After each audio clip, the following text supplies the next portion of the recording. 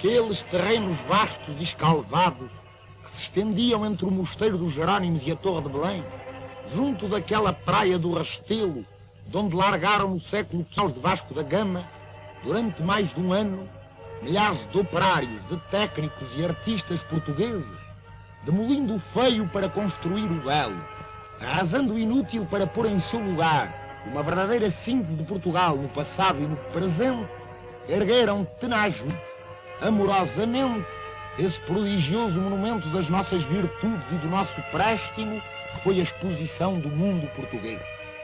A maravilhosa exposição foi inaugurada a 23 de junho de 1940 pelo português mais digno de tal ato, o Sr. General Carmona, Presidente da República Portuguesa. E a seu lado estava o homem que a tornou possível, verdadeiro arquiteto do Portugal de hoje, novo e eterno, Salazar, e o Ministro das Obras Públicas, Engenheiro Duarte Pacheco, a quem coube a honra de a edificar, assistido pelo Comissário-Geral Dr. Augusto de Castro, pelo Engenheiro Saio Melo e pelo Arquiteto Cotinelli Telmo. Os antigos terrenos transformaram-se na soberba Praça do Império, com a sua fonte luminosa e os seus jardins. De todos os lados se erguiam pavilhões de risco sóbrio e digno, de uma originalidade e de um gosto incontestável.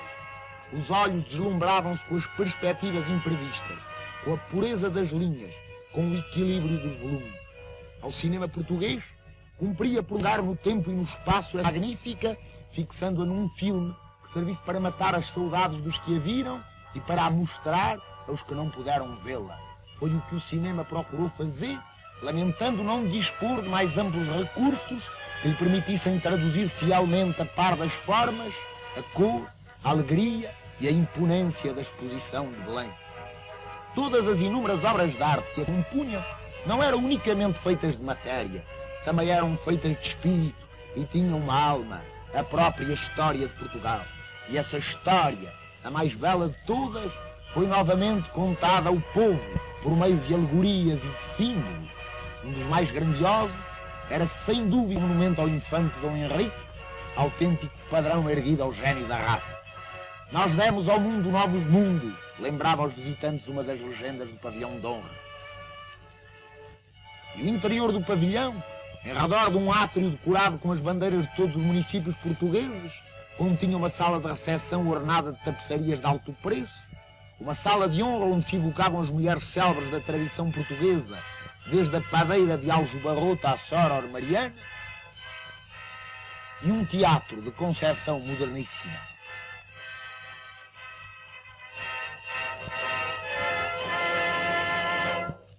Ao lado do pavilhão de honra e fazendo corpo com ele, para melhor honrar e destacar a capital do Império, erguia à sua alta torre o pavilhão de Lisboa. Um dos seus mais belos aspectos exteriores é o pátio, em que um baixo relevo estilizava a arquitetura em presépio da cidade rainha do Ocidente. O átrio do pavilhão de Lisboa foi consagrado a São Vicente, patrono da capital, em cujas armas figuram os dois corvos heráldicos do santo.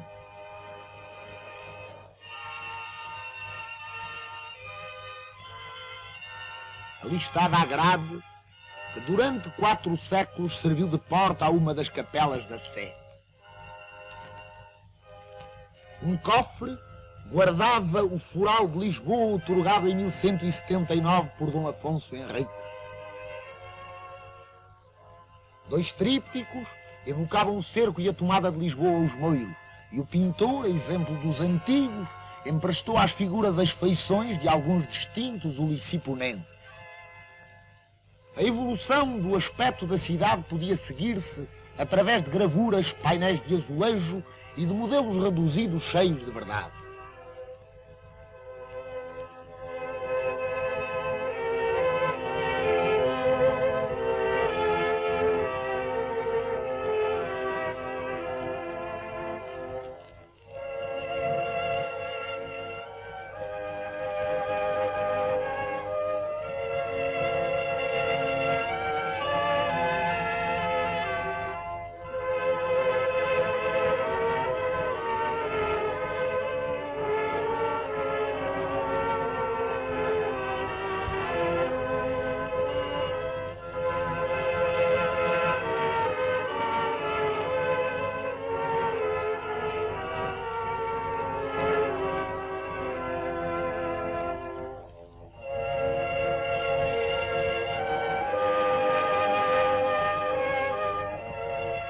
mas não se evocava apenas a Lisboa do passado e a do presente. Visionava-se a Lisboa do futuro, através do plano de urbanização elaborado pela Câmara Municipal.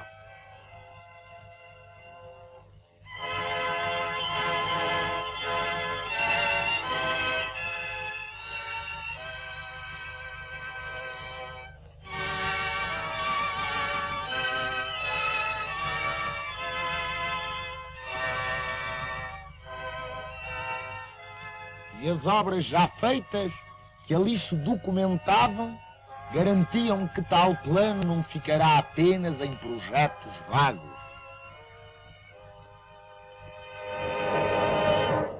Somos pátria e nação há 8 séculos, rezava outra legenda.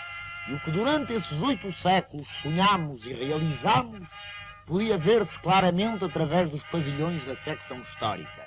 O primeiro deles era o da fundação. Quando Portugal nasceu, fundou-se a nação que maior influência teria no mundo. Quem fundou Portugal? O seu primeiro rei, Dom Afonso I, filho do conde Dom Henrique de Borgonha, cuja árvore genealógica se pintou numa parede.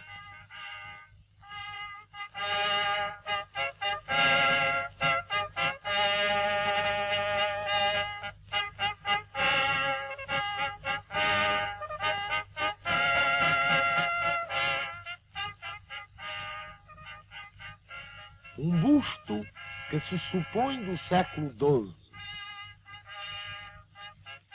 A lâmina da espada que se encontrou no túmulo de Coimbra e uma estátua de enormes proporções, a cujos pés ardia a chama da memória, homenageavam o fundador.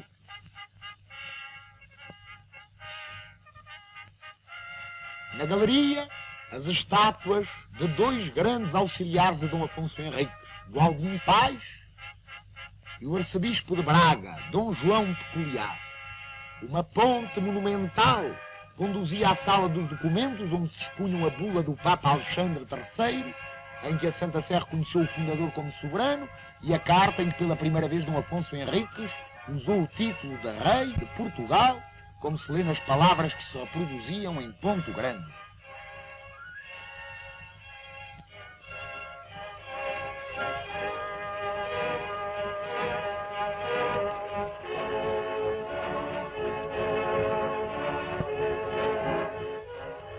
Ao centro da sala dos castelos estava o modelo do Castelo de Guimarães.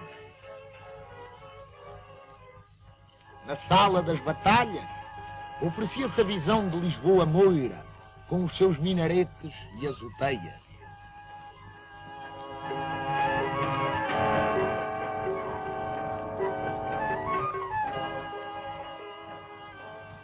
Evocava-se São Tiago, inimigo de Mafoma, e exaltava-se um dos mais altos feitos da tomada de Lisboa, a morte de Martim Muniz na porta do Castelo de São Jorge.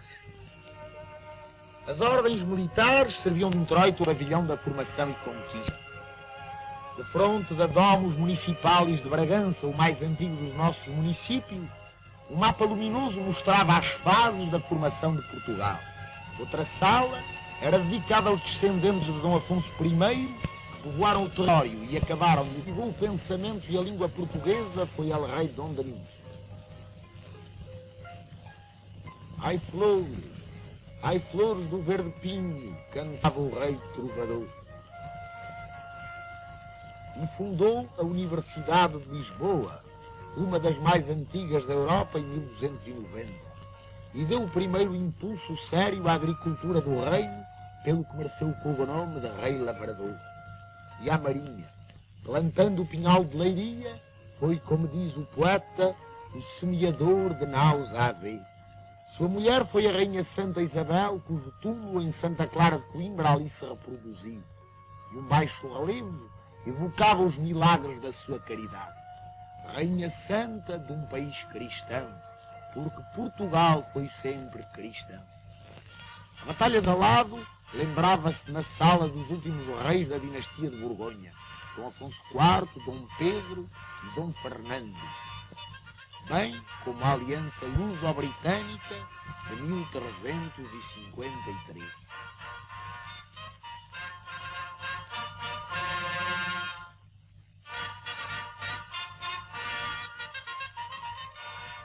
figura do condestável Dom Nuno Álvares Pereira erguia-se no limiar do pavilhão da Independência.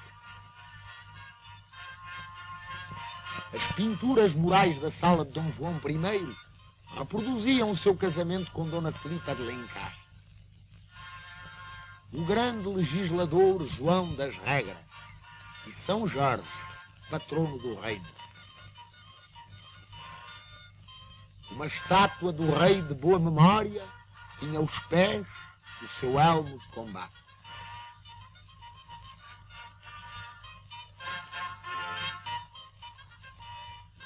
E sob um renque de bandeiras de avis e do condestável, entrava-se na rotunda evocativa de Aljubarrota, a batalha em que se consolidou a independência de Portugal.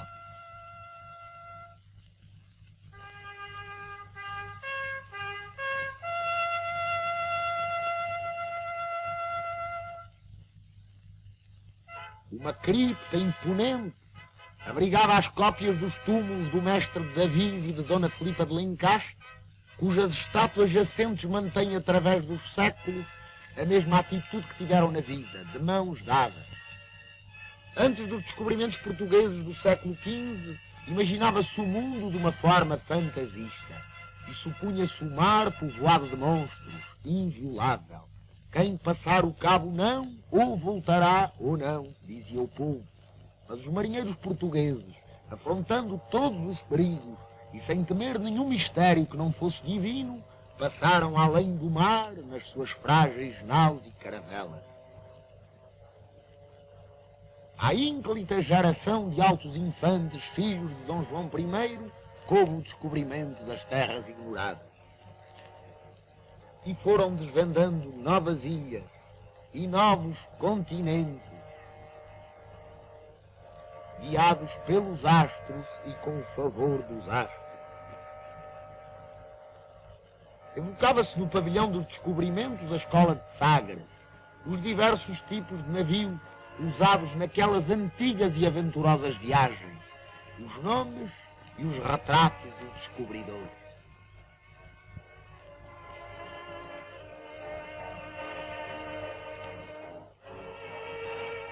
Dom Afonso V, grande impulsionador da marinha portuguesa, tinha a sua sala própria.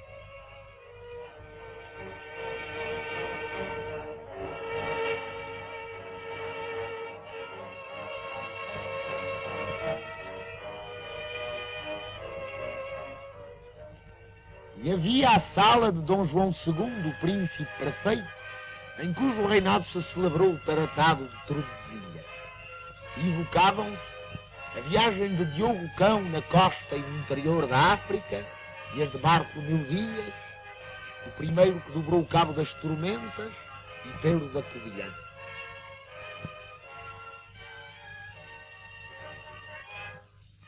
A sala de Dom Manuel, além de um grupo alegórico tendo por figura central o rei venturoso, continha 2 painéis. Lisboa, o grande entreposto do comércio mundial no século XVI,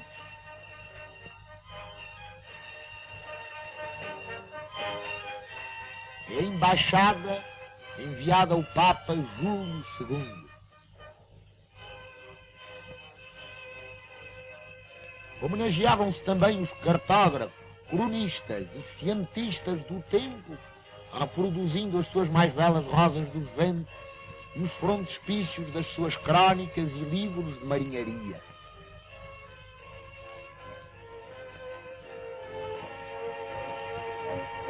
Os portugueses haviam atingido pelo seu esforço heroico apogeu, senhores das terras sim, senhores dos oceanos, e depois de evocar Fernão de Magalhães, primeiro navegador que deu a volta ao mundo, glorificava-se Camões e a sua epopeia eterna, os Lusíadas.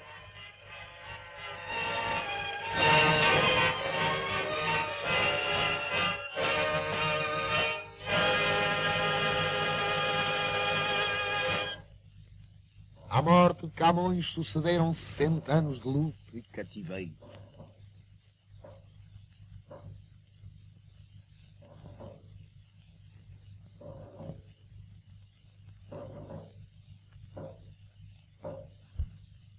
Mas em 1640, a independência que o prior do Crato procurara em vão defender na Batalha de Alcântara recuperou-se graças ao esforço de portugueses de lei, de que Dona Filipa de Vilhena é o exemplo magnífico. Os conjurados de 1640 triunfaram em toda a linha, do norte ao sul de Portugal, e proclamaram rei o Duque de Bragança.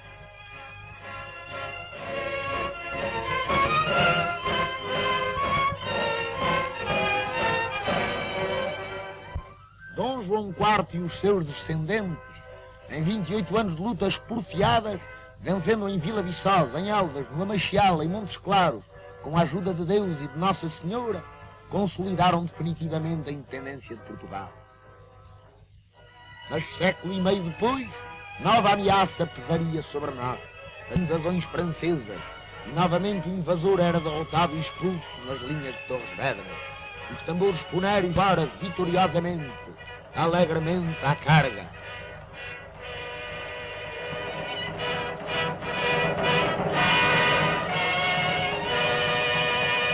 Mais uma vez, portugueses sabiam salvar a sua pátria, essa ditosa pátria, nossa amada, que esta magnífica estátua simbolizava na Praça do Império. Erguia-se ela diante do pavilhão dos portugueses no mundo, onde se condensou numa síntese perfeita toda a nossa ação exterior no tempo e no espaço. Na sala da Europa Política mostrava-se a árvore genealógica dos chefes das nações católicas europeias descendentes de Dom Afonso Henrique.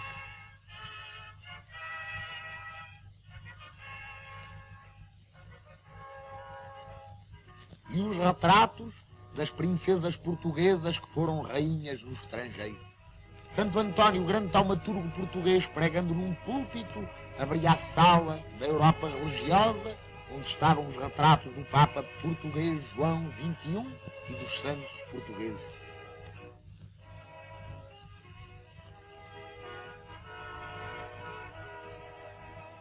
Na sala da Europa militar, recordavam-se as intervenções dos soldados portugueses nas guerras e pelejas estrangeiras, desde o século XII ao século XX, sem esquecer o famoso torneio dos 12 de Inglaterra.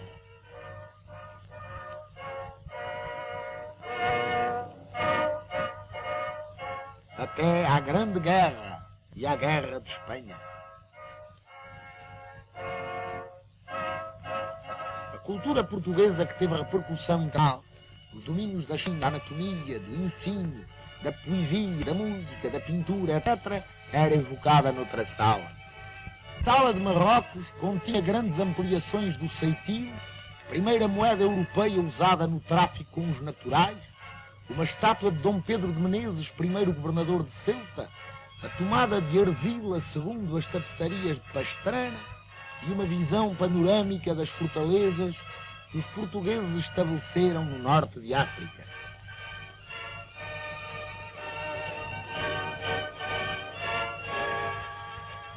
Confinava com ela a sala da fé e dos sacrifícios feitos em Marrocos, com a figura de Dom Sebastião cavalgando na sua louca, mas maravilhosa aventura de Alcácer Quibir, a imagem de Santa Maria da África, que o infante Dom Henrique mandou para Ceuta, e a estátua de Dom Fernando, o infante santo, que morreu prisioneiro em Fez, para que Ceuta se não perdesse.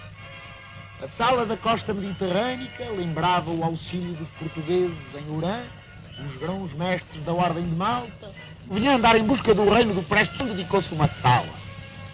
À Índia houve uma das mais imponentes. Uma cruz cristã sobrepunha-se a um enorme baixo relevo da Trimurti do Templo do Elefante. E nas paredes alinhavam-se as figuras de todos os grandes da Índia. Os Cotinhos, os Ataídos, os Noronhas, os Mascarenhas, os Menezes. Ao centro, os vice-reis encimados pelos quatro maiores: Dom Francisco de Almeida, Dom Vasco da Gama, Dom Afonso de Albuquerque e Dom João de Castro. Em torno do dragão simbólico do Celeste Império, na sala da China, viam-se pinturas à maneira das que ornam a porcelana, tendo por motivos principais a deusa chinesa da misericórdia inspirada em Nossa Senhora e o evangelizador São Francisco Xavier. Na sala do Japão, as paredes tinham a forma de um biombo, onde as figuras descreviam a influência cultural e religiosa dos portugueses no Império do Sol Nascente. E nela avultava uma imagem japonesa da Virgem Santa Maria.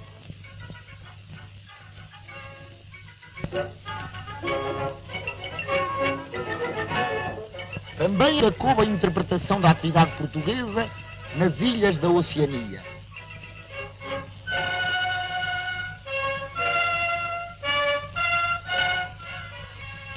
Na Sala das Américas, a ação dos portugueses no novo continente era dada por pitorescos tótems, por um grande livro com os nomes dos nossos exploradores,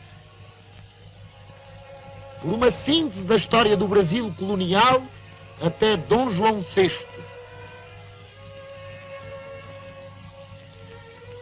E por dois painéis, representando as expedições, outro, a aventura de Aleixo Garcia no Peru em busca do Eldorado. Um quadro evocava uma batalha entre portugueses e holandeses durante as lutas do século XVIII. Uma rotunda foi consagrada aos deuses de Camões, cujos favores a Portugal o poeta cantou simbolicamente nos Lusíadas. Minerva, deusa da sabedoria. Marte, deus da guerra.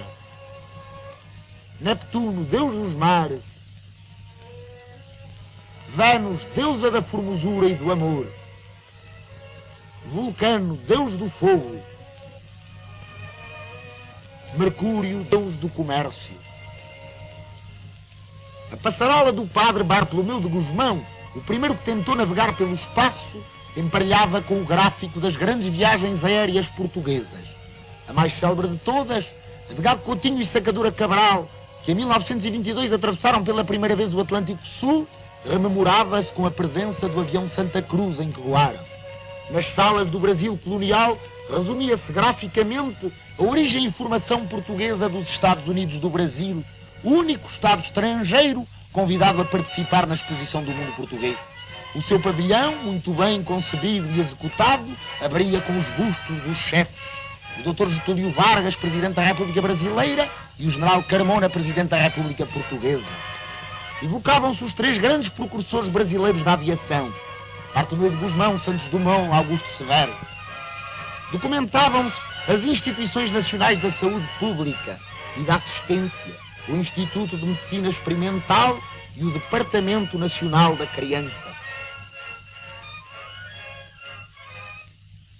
E celebrava-se o esforço da imprensa brasileira, desde os fundadores até o desenvolvimento atual, com os seus 236 diários, 1.100 periódicos, 700 revistas. A secção do Departamento Nacional do Café distinguia-se pela maneira impecável como era distribuído e servido o seu saborosíssimo produto. E organizou-se uma bela exposição de arte brasileira contemporânea.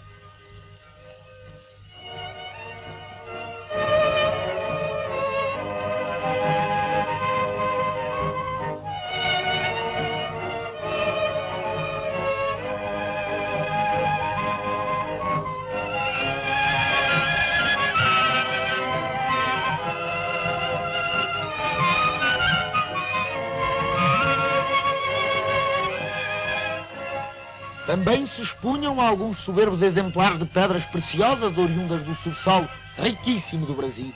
Mas a mais preciosa de todas as pedras preciosas que se expunham era, sem dúvida, o diorama deslumbrante do Rio de Janeiro e da Baía de Guanabara, que a imagem de Cristo domina do alto do Corcovado. No pavilhão da colonização, apresentava-se e exaltava-se o esforço português de dilatação do Império e da fé durante 5 séculos. Baixos relevos e medalhões inspiravam-se em diversos motivos. A instituição das capitanias, a fundação da fortaleza da mina, a criação do sistema de feitorias, Lisboa, metrópole do novo Estado marítimo e colonizador. Uma série de salas era dedicada às riquezas da África e da Ásia. Um biombo lindíssimo, inspirado na expansão portuguesa no Oriente e no Extremo Oriente, era a peça central de uma das salas.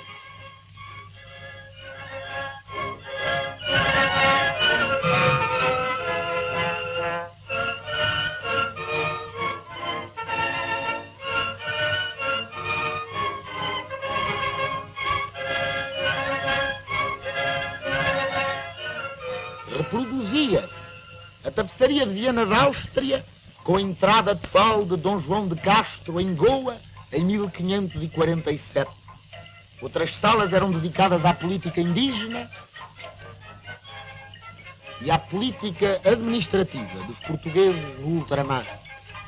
Duas árvores alegóricas lembravam os grandes administradores do Império Colonial Português, uma até o século XVII, outra do século XVII até os nossos dias. Um gráfico construído ilustrava a recepção dos portugueses na corte do rei do Congo.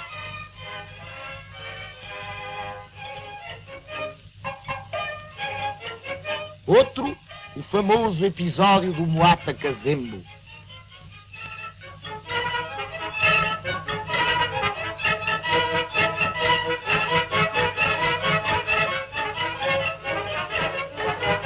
Ao fundo da sala da política dos limites, via-se o mundo dividido pelo meridiano de Tordesilhas e as entidades que participaram no tratado.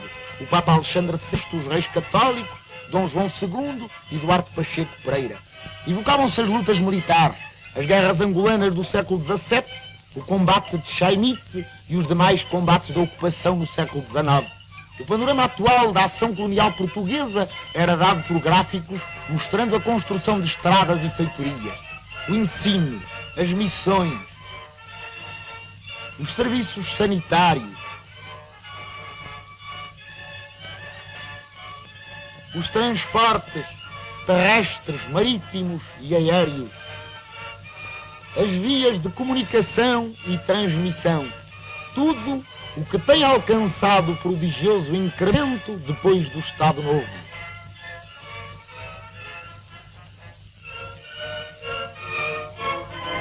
E recordavam-se alguns dos mais significativos momentos da história colonial portuguesa, desde a fundação da cidade de Luanda por Paulo Dias de Novaes, até às viagens presidenciais do chefe do Estado e do Ministro das Colónias em 1938 e 39. 3 vitrais, ação missionária, Ordem de Cristo. Ao serviço de Deus, figuravam no transepto da Capela da Fé. Ao centro da nave, venerava-se o beato João de Brito, agora canonizado pelo Papa Pio XII. E a mesma fé, e a mesma cruz que guiou os portugueses de 400, conserva-se lídima em todo o território onde flutua a bandeira portuguesa, como bem o mostrava a Igreja das Missões, erguida no centro colonial da exposição, e onde todos os dias os indígenas vindos propositadamente dos 4 cantos do Império ouviam missa. A piedosa obra das missões era salientada em 2 dioramas: venham a nós os pequeninos e as irmãs de toda a gente, e irmãs de caridade, continuavam ao vivo a sua ação humaníssima, ensinando os negros do centro colonial que os visitantes podiam ver, vivendo a sua vida cotidiana, no ambiente e nas habitações apropriadas. Fulas e mandins da Guiné tocavam, trabalhavam, escreviam em árabe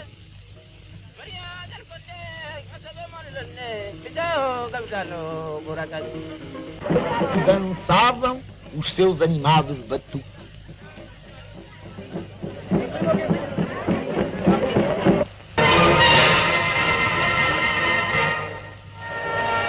Vemos uma família de Timor descendo da sua habitação lacustre.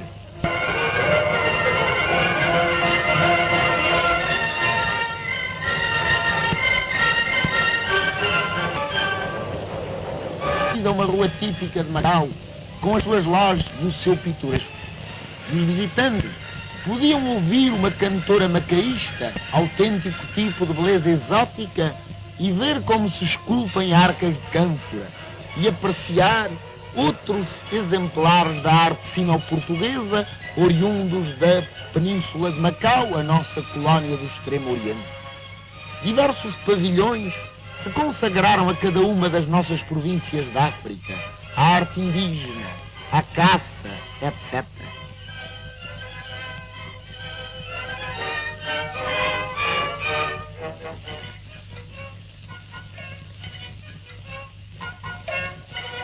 Podiam desfrutar-se aspectos da Índia, e todo um palácio se transformou em museu das matérias-primas produzidas pelas nossas vastas colónias ultramarinas. Uma esfera armilar, envolta pelo zodíaco, mostrava pela diferença das horas nos diversos lugares que o sol está sempre a iluminar um cantinho português. E o monumento celebrava os 5 séculos de colonização portuguesa em 8 séculos de história. De noite, a exposição iluminada oferecia aspectos surpreendentes.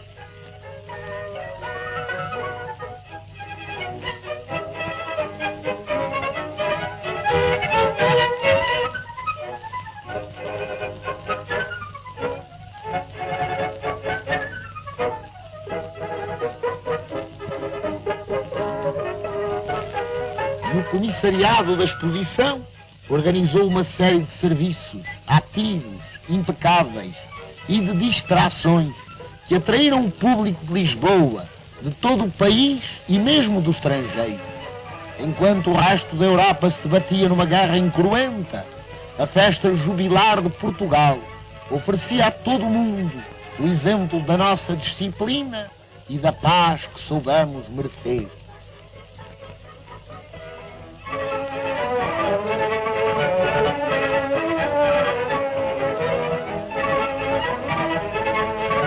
O bairro comercial, construído ao estilo do século XVI pela Associação Comercial de Lisboa, era um dos recantos mais agradáveis do enorme recinto. O ambiente quinhentista parecia evocar as melodias de Damião de Góis. E os arruamentos tinham nomes saborosos: o Beco das Três Pernas e o Largo de Ver e Crer, como São Tomé.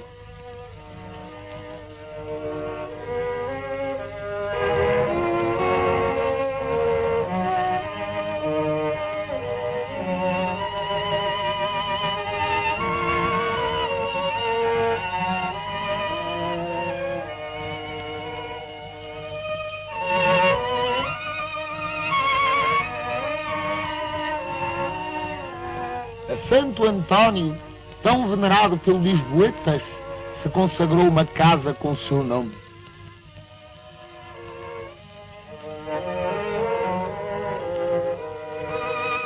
Aquele português que usou no século o nome de Fernando Muniz de Bulhões, que foi doutor de Coimbra e marinheiro, era evocado ali através dos seus milagres, da sua iconografia e das suas relíquias.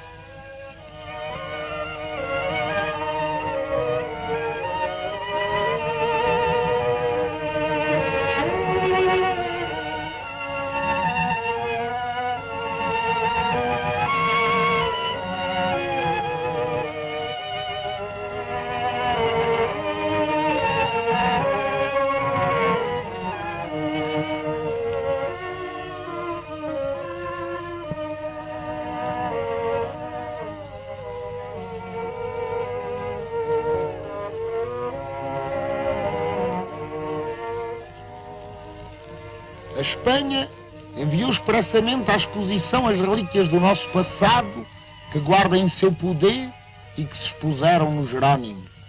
Entre outras vieram as tapeçarias de Pastrana,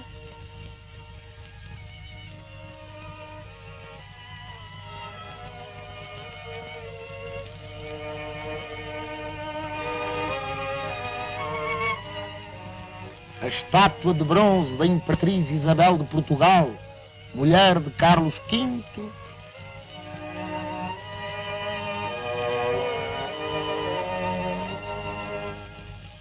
e a armadura del rei Dom Sebastião. Pavilhões especiais se dedicaram aos correios e telégrafos, aos portos, aos caminhos de ferro.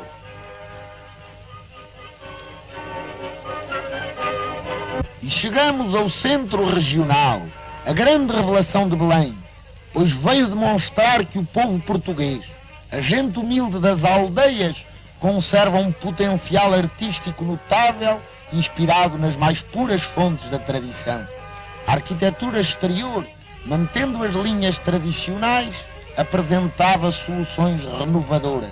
O plano e organização do centro regional devem-se a António Ferro, diretor do Secretariado da Propaganda Nacional.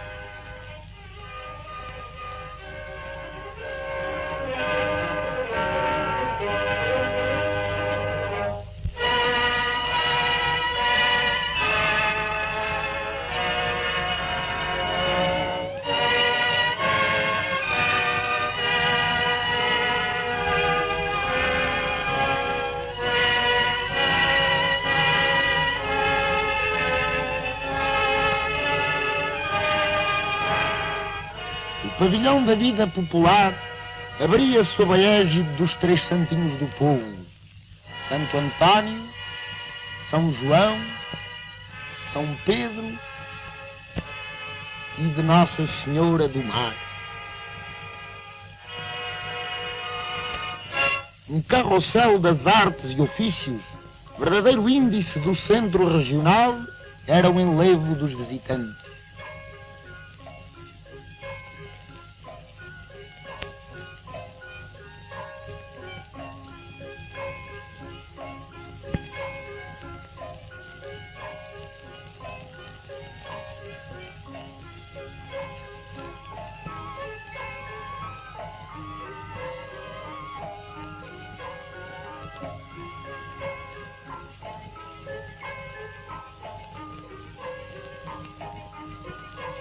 E nas paredes da sala do prólogo inscreveram-se as mais delicadas quadras populares interpretadas pelo desenho. Alentejo não tem sombra senão a que vem do céu. Abrigue-se aqui, menina, debaixo do meu chapéu. Se aonde se mata um homem por uma cruz é preceito, tu deves trazer Maria um cemitério no peito.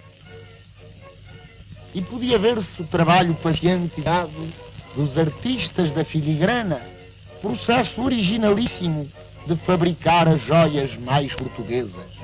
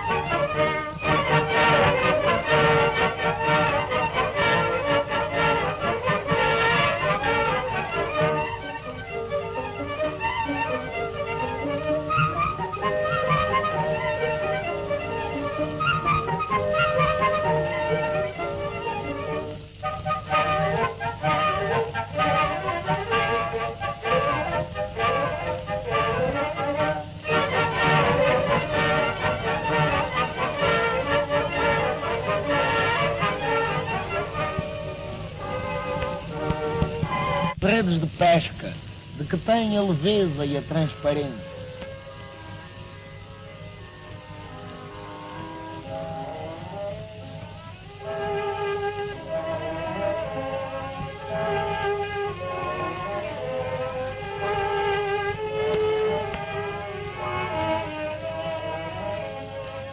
No pavilhão da terra e do mar, mostravam-se os modelos dos barcos que se utilizam na nossa costa, desde o Minho ao Algarve, embarcações à vela de linhas graciosíssimas.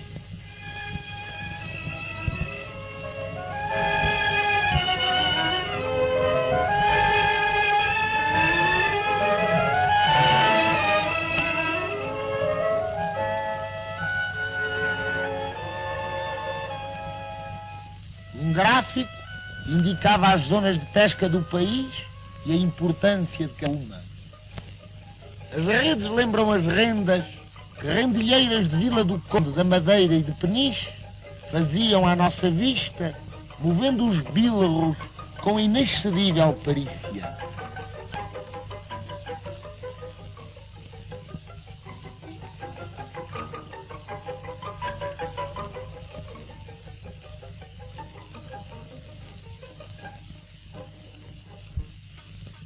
Quem não tem que fazer, faz colheres.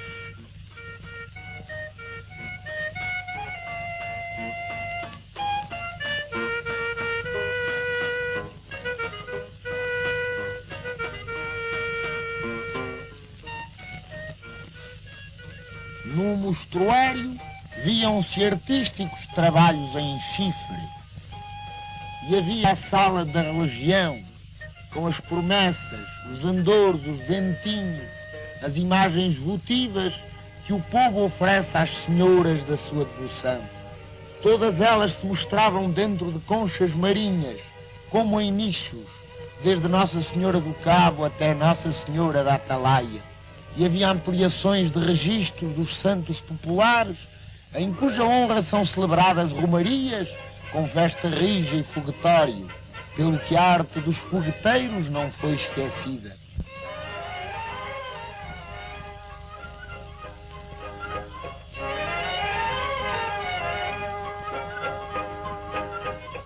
O pavilhão das artes e indústrias abria com um friso de candeias, lanternas, círios e outros objetos de iluminar para uso profano e religioso.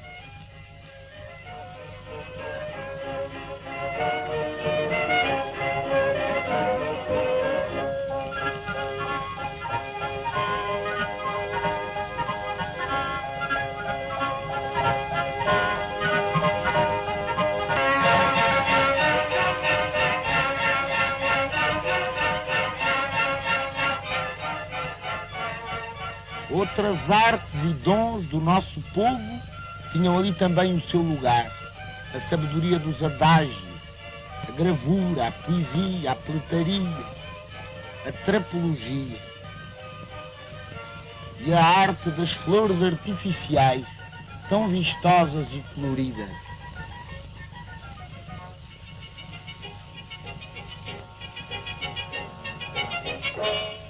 E a arte das cereeiras, fazem velas com ornatos em relevo e as pintam por suas mãos.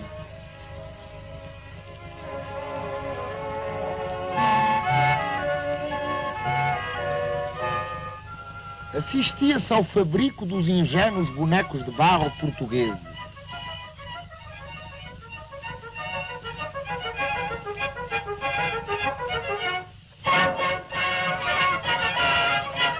Deles se expunha uma coleção muito completa, em que figuravam espécimes de Mafra, de Vila Viçosa, de Palma,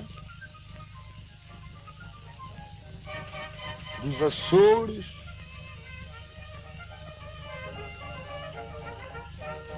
de Gaia, de Barcelos, de Estremoz e de Prado. Chapéus há muito, mas poucos são tão garridos como estes que se usam em festas e danças. As máscaras dos chocalheiros do Mogadouro punham ali uma estranha nota pagã. Víamos fabricar palitos ornamentados.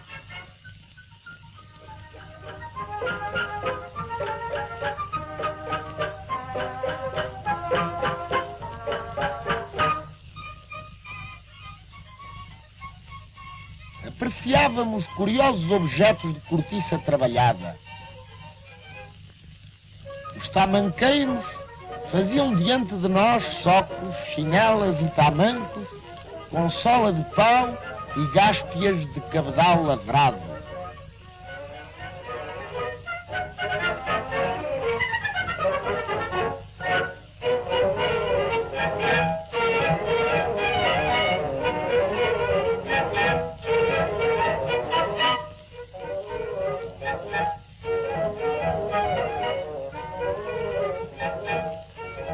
Cesteiro que faz um cesto, faz um cento.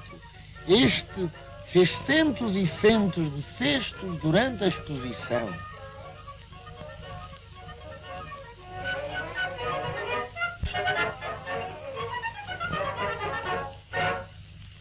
Mostrava-se a alfaia doméstica. Expunham-se artísticos utensílios de ferro forjado e de cobre.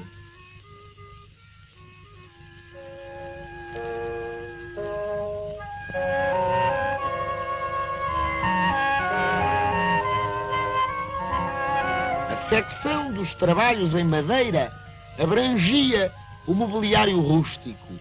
Viam-se carpinteirar, empalhar e pintar cadeiras alentejanas. Entalhavam-se e coloriam-se cangas como as usadas no Minho.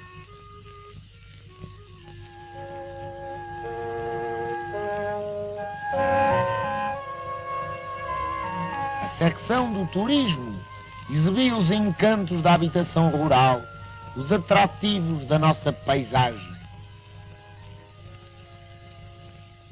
Ó mar alto, ó mar alto, ó mar alto sem ter fundo, mais vale andar no mar alto do que nas bocas do mundo. Uma série de embarcações dos mais variados tipos, apresentadas de um modo muito original, dentro de garrafas, como é costume velho dos marinhos, mostrava barcos moliceiros da Ria de Aveiro, rabões e rabelos do Douro, fragatas do Tejo, etc.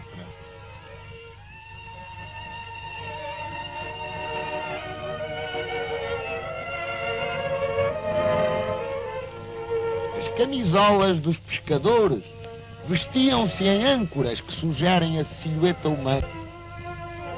E aqueles mesmos bonecos que tanto se distinguiram nas quinzenas portuguesas de Genebra e de Londres, nas exposições internacionais de Paris e de Nova Iorque, apresentavam os trajos da gente do mar e da praia.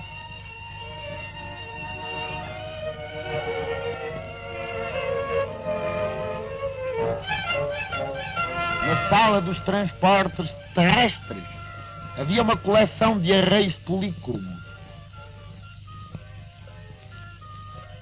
e uma coleção de veículos usados nas nossas províncias.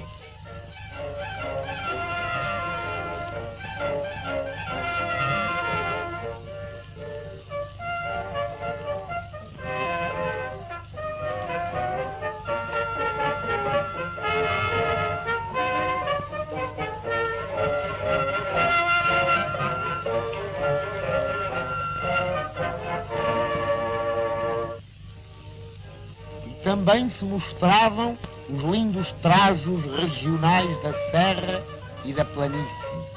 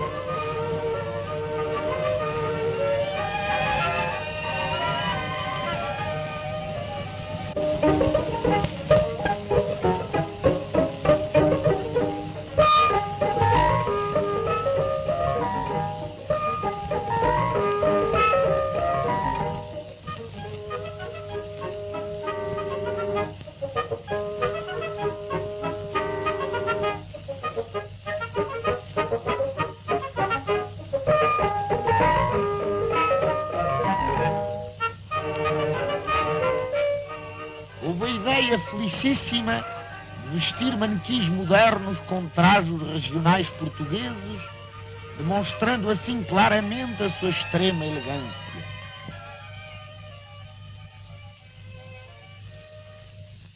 Nas salas dedicadas à tecelagem havia teares tecendo o linho, a lã e o algodão.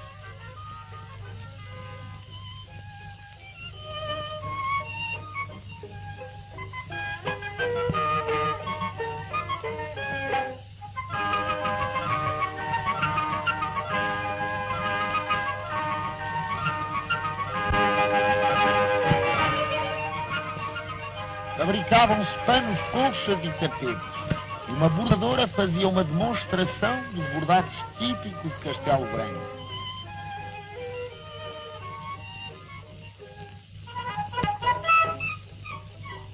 As mãos dos oleiros moldavam o barro em formas caprichosas que o forno transformava depois em graciosas bilhas, em jeitosos alguidares, em vistosos pratos.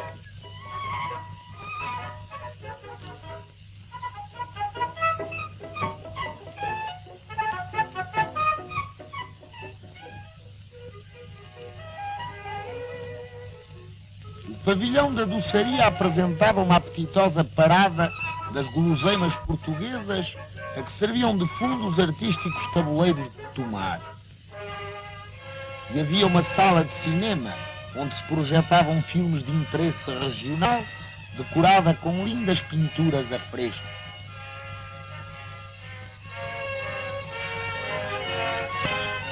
Num corredor, alinhava-se uma teoria de instrumentos usados pelo povo para acompanhamento dos seus bailaricos e cantadas. Canta, meu amor, que eu danço, são as nossas alegrias. Vamos cantando e dançando que esta vida são 2 dias.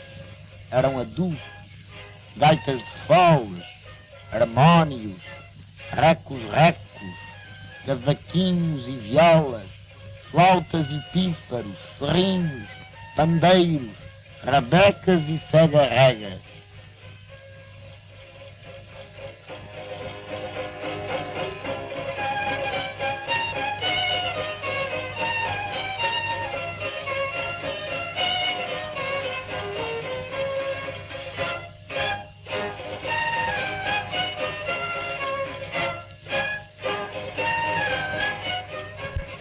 Dançava-se e cantava-se a valer ali mesmo ao pé, nas aldeias do centro regional, verdadeiro brinquedo da exposição, resumo de tudo o que há de mais bonito e alegre e pitoresco por esse Portugal além. Gentes vindas do Minho, do Algarve, do Alentejo, de Trás-os-Montes e das Beiras, enchiam de vida aquelas graciosas ruas e casas tiradas pelo natural, réplica fiel das autênticas ruas e casas portuguesas. O pastor de Monsanto tocava a sua flauta pastoril ao pé de um espantalho espantapardais.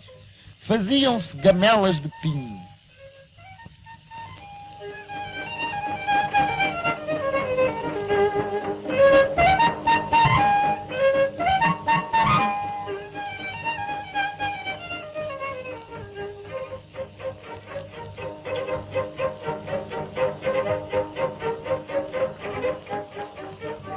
Lavradeiras minhotas fiavam, dobavam e faziam meia.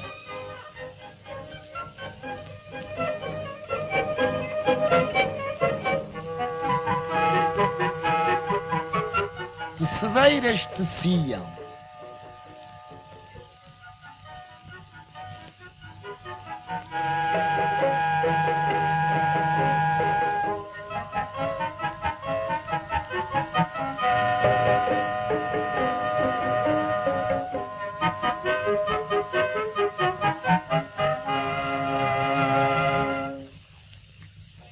Alentejanas entrançavam cordas de esparto. Na rua do Algarve transformava-se a agressiva piteira na macia pita.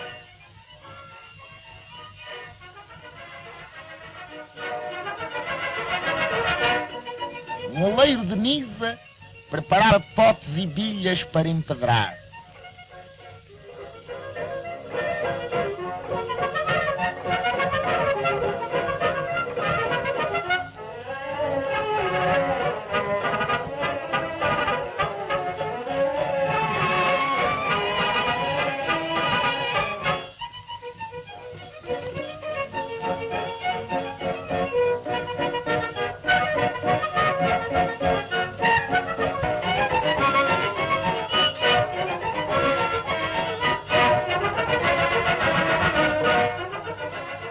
Depois de riscados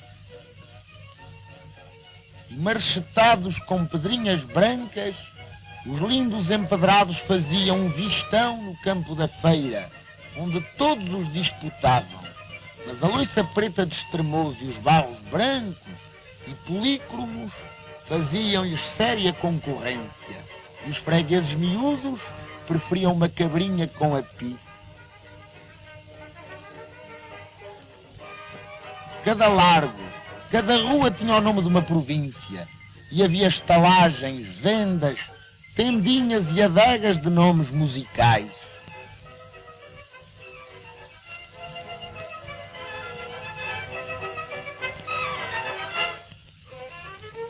A raparigas da Madeira bordavam a branco e a cores. Toda a gente das aldeias vivia na exposição de Belém a sua vida habitual, e à igreja rezar ave-marias e à fonte encher a cantarinha.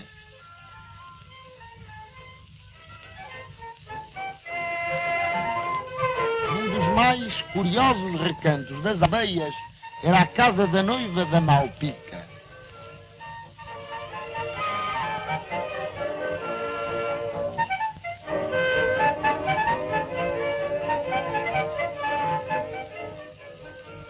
Com noivos e tudo.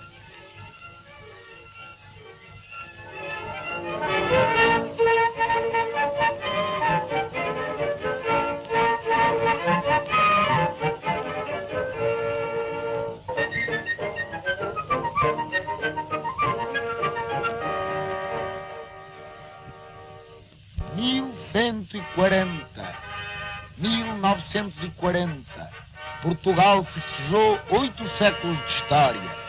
No limiar da Sala Portugal 1940 erigiram-se as estátuas e os lemas dos chefes. Carmona, soldado, fui sempre escravo do dever e da honra. Salazar, cujo lema fielmente cumprido fez do Portugal de agora uma das mais respeitadas nações do mundo. Estudar com dúvida e realizar com fé. Dentro dava-se a imagem da vida política e social do Estado Novo. É que Portugal não se limita a celebrar o seu passado, orgulha-se do seu presente para o seu futuro. Portugal, país de boas contas, apresentava-as ali aos olhos de toda a gente em gráficos claríssimos, e as bandeiras dos sindicatos de trabalhadores, cobrindo completamente uma vastíssima parede, representavam o corporativismo, a grande batalha do futuro. Rendia-se homenagem à legião e à mocidade portuguesa, ao exército e à marinha.